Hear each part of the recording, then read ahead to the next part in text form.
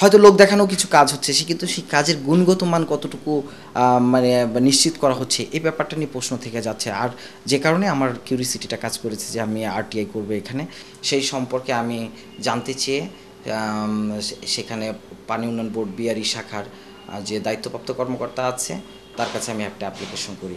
Application করার পরে নির্ধারিত সময় পার হয়ে যায়, কিন্তু তারা আমাকে কোনো তথ্য দেয়নি। আর না দেওয়ার পরে এমনকি তারা আমাকে কোনো চিঠিপত্র দিয়েও কিছু জানায়নি। আমি অ্যাজ এ জার্নালিস্ট হিসেবে এখানে কাজ করি, আমার এখানে যে যতটুকু পরিচিতি আছে বা আমরা প্রফেশনাল কাজের জন্য যে সবসময় তাদের কাছে মুভ করি, তো আমি একজন সাংবাদিক হিসেবে আরটিআই করে এখান থেকে আমি তথ্য নিতে পারিনি। তাহলে এখানে আসলে চিন্তার বিষয় আমার মাঝে মাঝে মনে হয় যে একজন সাধারণ পাবলিক গেলে সেখানে কী অবস্থা তৈরি হবে। ইভেন তারা আমাদের চিঠিটা গ্রহণ করতে পর্যন্ত চায় না।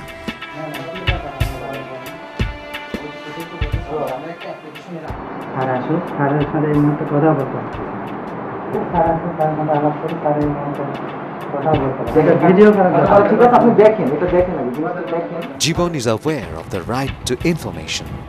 He knows how to apply to access the information. Yet, being a journalist, the lack of cooperation he came across in his quest for information cast a shadow of doubt over the availability of those information to an average citizen. What is the level of awareness about the right to information among the masses? তথ্য অধিকার আইন আছে, পত্রপত্রিকায় দেখেছি, তবে ফিল্ডের মধ্যে কোনো কার্যকারিতা আমি দেখতেছি না। এবং আমরাও চেষ্টা করে যদি অ্যাডভান্স হতে যাই, এই ব্যাপারে যদি তথ্য নিতে যাই, তাহলে যেমন একটা কন্ট্রাক্টর কাজ করতেছে, আমি ওখানে গিয়ে বললাম যে ভাই এই জিনিসটা আমি কি দেখতে পারি, আপনি কে? যাকে দেখানোর প্রয়োজন আছে তাকে আমরা দেখিয়েছি, আপনার এখানে প্রয়োজন না। আইনটা জানি, তবে এটার প্রয়োগটা সম্পর্কে এখনো বিস্তারিত জানি না। আচ্ছা, আপনি কি তথ্য অধিকার আইন সম্পর্কে কোনো কিছু জানেন? না, আমি তো একটা কিছু জানি না।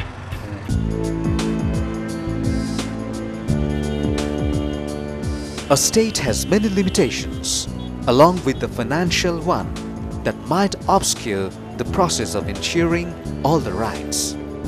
Yet, one's legal right to information has been ensured by the state. Though the reality might vary, one deserves the answer to a question arising out of any incoherence.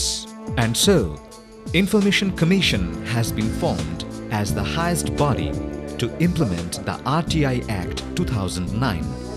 Any citizen aggrieved due to denial of information can lodge complaint to this commission.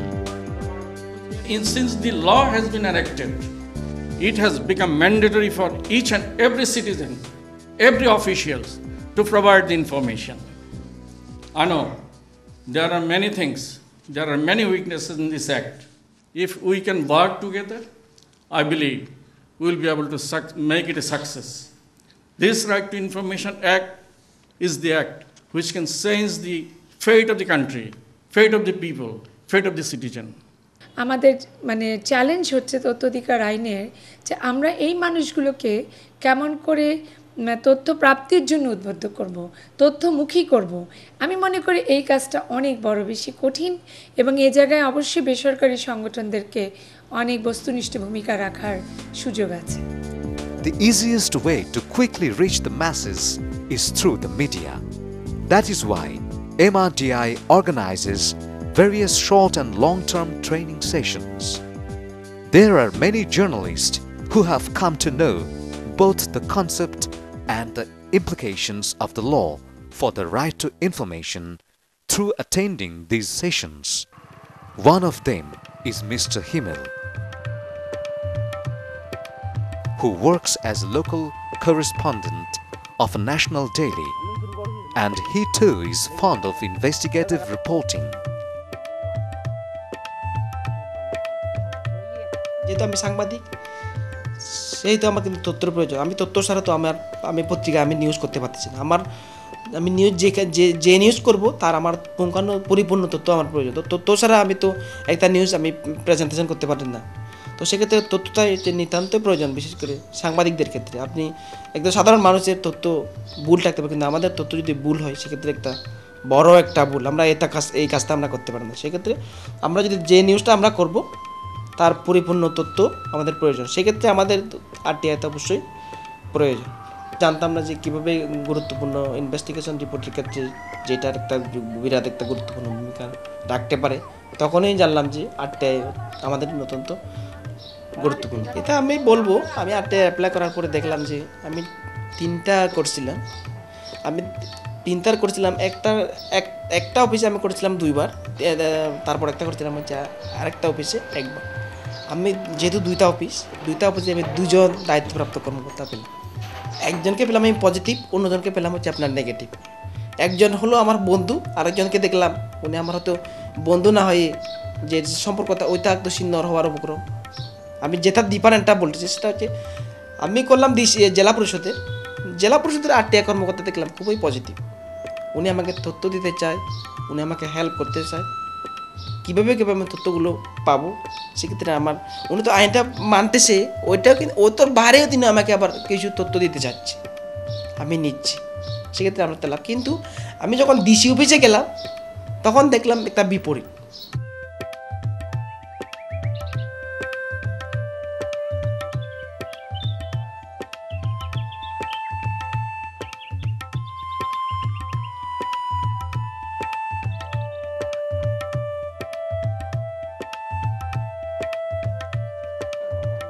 Realization of the right to information at the root level is not yet smooth. There are constraints even for a willing designated government official in sharing information.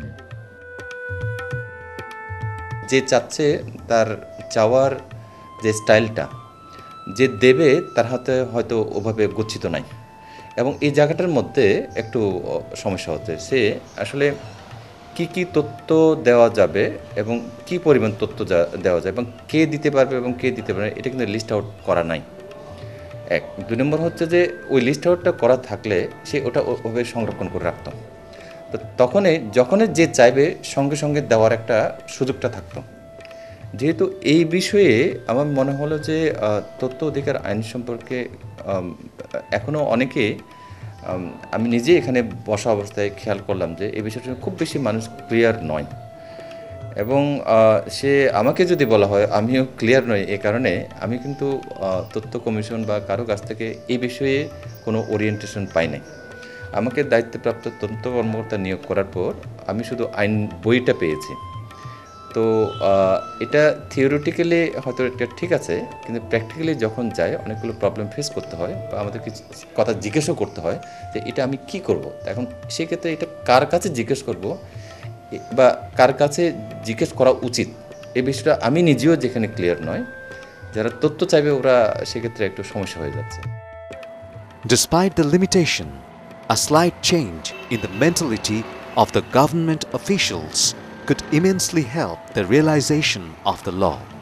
The government is committed to reform the laws and regulations if deemed necessary.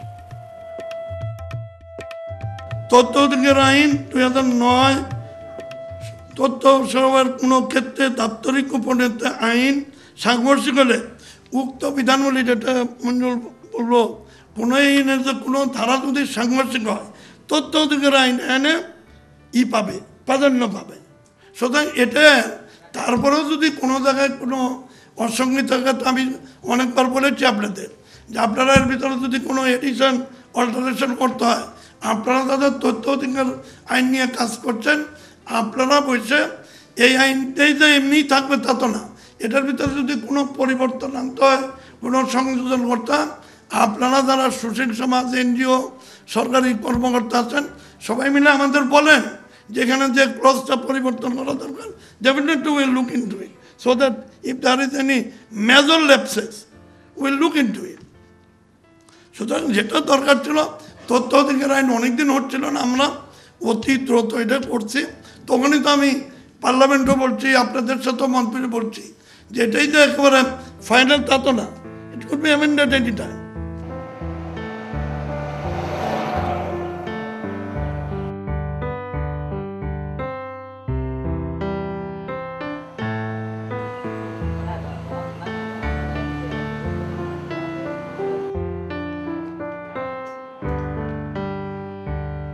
Those who work for the welfare of the society can build a bridge between the parallel scenario of the law and the reality.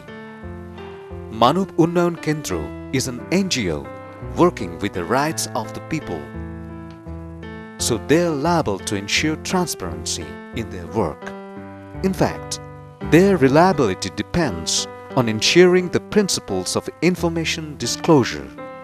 একটা সময় আমিও মনে করতাম এরকম একটা ধারণা যে একটা অর্গানাইজেশনের কিছু সিক্রেট বিষয় থাকে যেগুলো আসলে মানে ওপেন করে দেওয়া, এটা আসলে একটা সময় আমার ওরকম একটা ধারণা আমারও ছিল যে এটা ঠিক হবে না। কিন্তু আপনি জানেন যে আমাদের সরকার 2009 সাল থেকে যে তথ্য অধিকার আইন যে পাশ করছে, এবং তারপরে আমি মূলত আমি MRDR মাধ্যমে বেশ কয়েকটা প্রশিক্ষণে গেছিলাম, এবং সেখানে আসলে আমি জানতে পারলাম যে আসলে তথ্য অবমুক্তকরণ নীতিমালাটা কেন জরুরি, আর পাশাপাশি এটার মধ্য দিয়ে যে স্বচ্ছতা জবাবদিহিতার যে বিষয়টা চলে আসে। এই কারণে আসলে আমরা যেহেতু মুখ একটা স্থানীয় মানবাধিকার সংগঠন, আর সেই প্রেক্ষাপটে আমরা স্বচ্ছতা জবাবদিহিতা নিয়েও কাজ করি। তো আমরা যখন এই সরকারি তথ্য অধিকার আইন নিয়ে যখন আমরা বিভিন্ন জায়গায় কথা বলতে গেছি, তখন অনেকেই এরকম প্রশ্ন করছে যে আসলে মৌকের মানে এরকম কোনো এই আইনের প্রেক্ষিতে মৌকের কোনো নীতিমালা আছে কিনা, মৌক আসলে তথ্য দেবে কিনা। আমরা আমাদের অর্গানাইজেশনে মানব উন্নয়ন কেন্দ্র মৌকের স্বচ্ছতা জবাবদিহিতার জায়গা থেকে বা মানুষকে উদ্বুদ্ধ করার জায়গা থেকে আসলে আমরা নীতিগতভাবে ডিসিশন নিচ্ছি যে না, তথ্য অবমুক্তকরণ নীতিমালা আমাদের থাকা দরকার আর কি। Their work has made them transparent and reliable to the public. Disclosing information has certainly aided them in building the confidence of the general people as well as that of the development agency on the organization. মানে আমি যেগুলো আবেদন করেছিলাম, যেগুলো পাওয়ার জন্য জানতে চাই আবেদন করেছিলাম, সেগুলো আমি তথ্যগুলো সবগুলোই পেয়েছি। উপকার হচ্ছে, তার প্রতিষ্ঠান সম্পর্কে জানতে পারছি, মানুষের মধ্যে যেসব কিউরিওসিটিগুলো আছে আমরা তথ্যগুলো জেনে সেগুলো মানুষের মধ্যে বলতে পারছি না তারা ভালো কাজ করছে। বিদেশি ডোনারদের কাছ থেকে তারা কীভাবে কত টাকা কালেকশন করছে এবং সেগুলো আমাদের মাঝে ব্যয় করছে কী পরিমাণে। লাভটা হবে ওই যে সাধারণ মানুষ, আরও কথা বলছি না, আমরা তো সমাজের সচেতন মানুষ। আমাদের বিভিন্ন মিটিং সমাবেশে আমাদেরকে বিভিন্ন মানুষ আসতে বাধা প্রদান করে, এই তোমরা এনজিওর প্রোগ্রামে যাও, অমুক করো তমুক করো। আমরা এনজিওর প্রোগ্রামেও দেশের কাজ হচ্ছে, আমরা তো তারা যখন প্রশ্ন করে তাদের প্রশ্নের উত্তরগুলো দেওয়া আমাদের জন্য সুবিধা হবে যখন আমরা এদের তথ্যগুলো সব আমাদের জানা থাকবে।